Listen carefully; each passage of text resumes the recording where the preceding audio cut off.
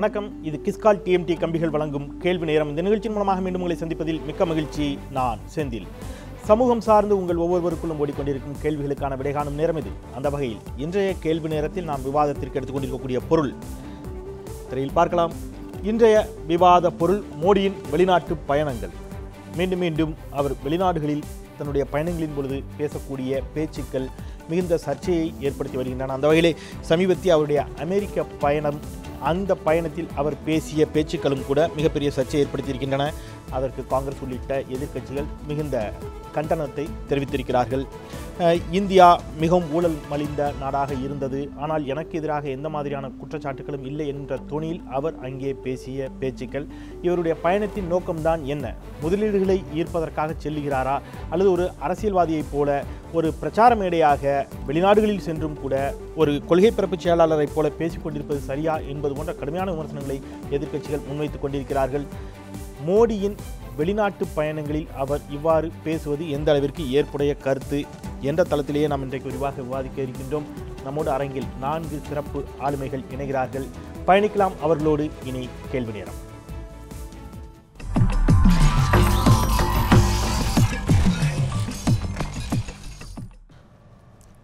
அரங்கில் நம்மோடு காங்கிரஸ் கட்சியின் சார்பில் வழக்கறிஞர் சுதா அவர்கள் இணைகிறார். வணக்கம்.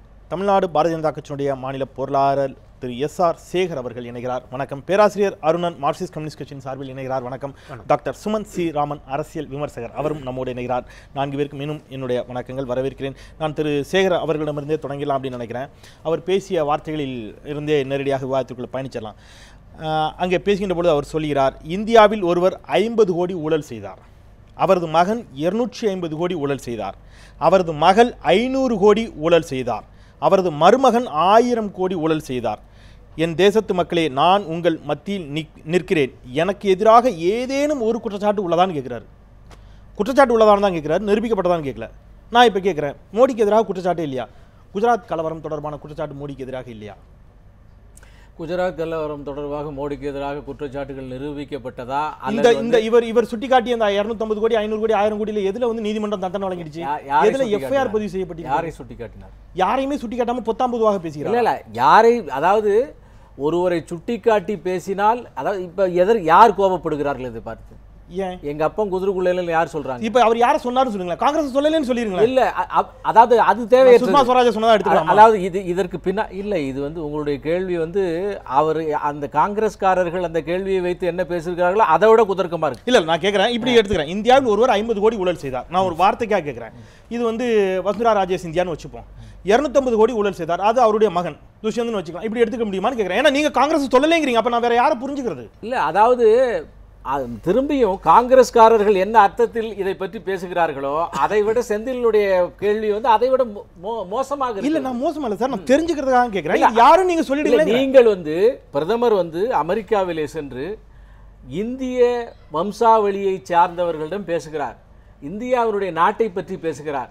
இந்திய நாட்டிலே இதற்கு முன்னாலே இருந்த நிலைமைகள் இல்லை, இப்போது பல்வேறு விஷயங்கள் மாறி இருக்கிறது என்று பேசுகிறார். முன்னாடி இருந்த நிலைமைங்கிறது வாஜ்பாய் ஆட்சி காலத்தை சொல்றாரான்னு கேட்கிறேன். இதற்கு முன்னாடி, அதாவது வாஜ்பாய் ஆட்சி காலத்திலே இந்த ஆட்சி காலத்திலே என்ன இருக்கிறதோ அதற்கு எந்த விதத்திலும் குறைவில்லாமல் காங்கிரஸ் ஆட்சி காலத்தில் இருந்த மோசமான விஷயங்கள் மாறி ஒரு புதிய சகாப்தம் வாஜ்பாய் ஆட்சி காலத்தில் காங்கிரஸ் ஆட்சியை தான் சொல்றாரு ஏற்பட்டது. அப்ப அவர் காங்கிரஸ் ஆட்சி தான் சொல்றாரு. நிச்சயமாக இந்தியாவில் ஒரு மாற்றம் ஏற்பட்டிருக்கிறது என்று சொல்றாரு. நேரடியா சொல்லி நீங்கள் மோடியினுடைய விஜயத்தை, அந்த மோடியினுடைய விஜயத்திலே இந்தியாவுக்கும் அமெரிக்காவுக்கும் இதுவரை இருந்த உறவுகள் என்ன? நேருனுடைய காலத்தில் இடதுசாரி கொள்கையை வைத்திருந்த காரணத்தினால் அமெரிக்காவோடு அவர் உறவு வைத்துக் கொள்வதிலே அவர் தயாராக இல்லை. இந்திரா காந்தியினுடைய காலத்திலே ரஷ்ய சார்பு இருந்த காரணத்தினாலேயும் அவர் பெரிய அளவிலே ஆர்வம் காண்பிக்கவில்லை. வாஜ்பாயினுடைய காலத்தில் Y2K மற்றும் 9/11 சூழ்நிலையிலே இந்தியா மீது ஒரு மிகப்பெரிய ஈடுபாடு அமெரிக்கர்களுக்கு வர ஆரம்பித்தது.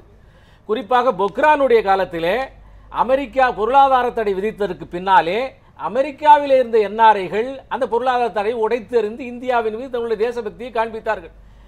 இந்த மோடியினுடைய அமெரிக்க பயணத்தில் எந்த விதமான வெஸ்டர்னைஸ்டு பிஹேவியர் இல்லாமல் எந்த விதமான ஒரு தாழ்வு மனப்பான்மையோடு அமெரிக்கா அல்லது ஒரு வெளிநாட்டு மோகத்திலே தன்னுடைய நடை உடை பாவனைகள் பேச்சுக்கள் செயல்பாடுகள் சிந்தனைகள் இல்லாமல் இந்தியத்தன்மையோடு முழுவதுமாக ஒரு பேசியதனுடைய காரணமாக ஏற்பட்ட ஈர்ப்பு. நான் நேரடியாக பேர் ஒரு ஸ்கொயர்ல கூடுகிறார்கள். இந்தியாவிலிருந்து போன பிரதமர்கள் நேரடியாக தலைவர்களை சந்தித்தார்கள். ஏதோ ஒப்புக்கு 2-3 பேர் அங்க இந்திய வம்சாவளிகளை சந்தித்தார்கள். அங்க இருக்கிற இந்தியர்களை யார் சந்தித்தார்கள்? இவ்வளவு பெரிய வரவேற்பு ஒவ்வொரு முறையும் ஏன் மற்ற பிரதமர்களுக்கு இல்லை? அதற்காக இதே மாதிரியாக அதுக்கு நான் சொல்லிடுறேன். அதற்காக 4300 பேர் ஜூலை மாதம் கிளம்பி சென்று இதை இன்னைக்கு வரைக்கும் பிஜேபி மறுக்கல. ஆதாரப்பூர்வமாக அவர்களும் ஒத்துக்கொண்ட தகவல். RSS உள்ளிட்ட அவருடைய PR ஒர்க் பண்ணக்கூடிய சிலர் 4300 பேர் ஒருவர் இருவர் அல்ல 3 மாதங்களுக்கு முன்பாகவே அங்கே சென்று மிக தெளிவாக திட்டமிட்டு அதை ஆர்கனைஸ் பண்ணி இது ஒரு சக்சஸா நடத்திருக்காங்க. அதுல மாற்றுக்கிறது இல்ல, அதுல செய்யட்டும். ஆனா இல்ல நான் கேக்குறது வெற்றி இருக்குல்ல, இல்ல ஒரு வெற்றி இல்ல சார், அது வந்து இந்தியா அவர் சொல்றாரு 125 கோடி மக்களுடைய வெற்றி. இது இல்ல நான் கேக்குறது இந்தியாவுடைய இன்றைய வளர்ச்சியே 125 கோடி மக்களுக்கு சமர்ப்பிக்கிறார். ஒற்றைவர்ல இந்த சுற்றுல கேள்வி மட்டும் வச்சு நான் 40000 பேர் காங்கிரஸ்க்கு போகட்டே செய்ய முடியல. இல்ல நான் ஒரே ஒரு கேள்விதான். 4300 பேர் 3 மாதங்களுக்கு முன்பாகவே சென்று திட்டமிட்டு இத்தனை இந்தியர்களை அந்த மைதானத்தில் கூட்டி அந்த மைதானத்தில் நின்று சுற்றி இல்ல நான் முடிச்சிடுறேன். அதாவது செந்தில் அமெரிக்காவிலே வெளிநாட்டு வாழ் இந்தியர்களை நீங்க வந்து மொபிலைஸ் பண்ண முடியல சார்? இல்ல சார், அவர்களுடைய இஷ்டம் இல்லாமல் அவருடைய ஆர்வம் இல்லாமல் அவரை மொபிலைஸ் பண்ண முடியுமா? நான் கேள்வி முடிச்சறேன். அதுதான், அதெல்லாம் தவறு இல்ல. இவ்வளவு செய்து அங்கே இந்தியாவில் இருக்கக்கூடிய ஊழலை பற்றி பேசுவதால் இந்தியாவுக்கு என்ன லாபம்னு மட்டும் சொல்லுங்க.